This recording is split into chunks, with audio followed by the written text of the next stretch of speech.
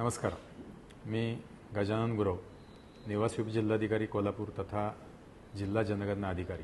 आपल्याला सगळ्यांना माहितीच आहे, जनगणनेचा पहिला टप्पा घरगणना यादी हा महाराष्ट्रामध्ये 1 मे 2026 पासून ते 14 जून 2026 पर्यंत चालणार आहे। त्याच्यामध्ये परत 1 मे ते 15 मे या कालावधीमध्ये सेल्फ इन्युमरेशन म्हणजेच स्वगणनेचा पर्याय जनगणना आयोगाने आपल्याला उपलब्ध करून दिलेला आहे।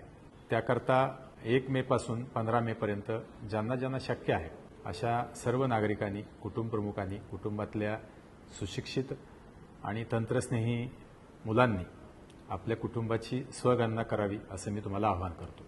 त्याकरता या ठिकाणी दिलेला जो वेब ॲड्रेस आहे त्याचा आपण वापर करावा आणि आपण त्याच्यावर जाऊन स्वगणना करावी।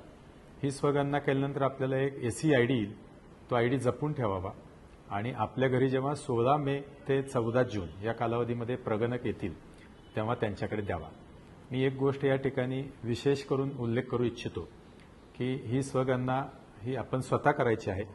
त्याकरता कोणत्याही स्वरूपाचं शुल्क, अखंड जनगणनेकरता देखील कोणत्याही स्वरूपाचं शुल्क जनगणना आयोग घेणार नाही, आकारणार नाही। स्वगणना करताना देखील कोणत्याही यंत्रणेची अथवा कोणत्याही व्यक्तीची नेमणूक ही आयोगाने अथवा जिल्हाधिकारी कार्यालयाने केलेली नाही। हे आपण स्वतः करायची आहे। यानंतर 16 मे ते 14 जून या कालावधीत जे आपल्या घरी आपले प्रगणक येतील आणि आपली माहिती घेतील, हे प्रगणक शक्यतो आपल्याच भागातले आहेत।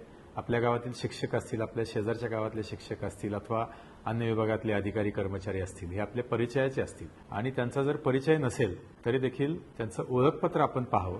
आपली माहिती ही अन्य कोणालाही खाजगी व्यक्तीला देऊ नये असं मी आपल्याला सर्वांना आवाहन करतो। हे सर्व कर्मचारी जे येणार आहेत ते उन्हातान्हातून फिरत आपल्या घरात येणार आहेत, त्यामुळे त्यांचं स्वागत करावं, त्यांना पिण्यासाठी पाणी द्यावं, त्यांची बसण्याची व्यवस्था करावी, कारण सध्या उन्हाचा तडाखा पाहता याची काळजी आपण कोल्हापूरकरांनी निश्चितच घ्यावी आणि आपली खरीखुरी आणि संपूर्ण माहिती ही आपल्या प्रगणकांना द्यावी। या संपूर्ण प्रक्रियेमध्ये कोल्हापूर जिल्हावासियांनी अत्यंत मनापासून या राष्ट्रीय कर्तव्यासाठी सहकार्य करावं असं मी जिल्हा प्रशासनाच्या वतीनं आपल्या सर्वांना आवाहन करतो। धन्यवाद।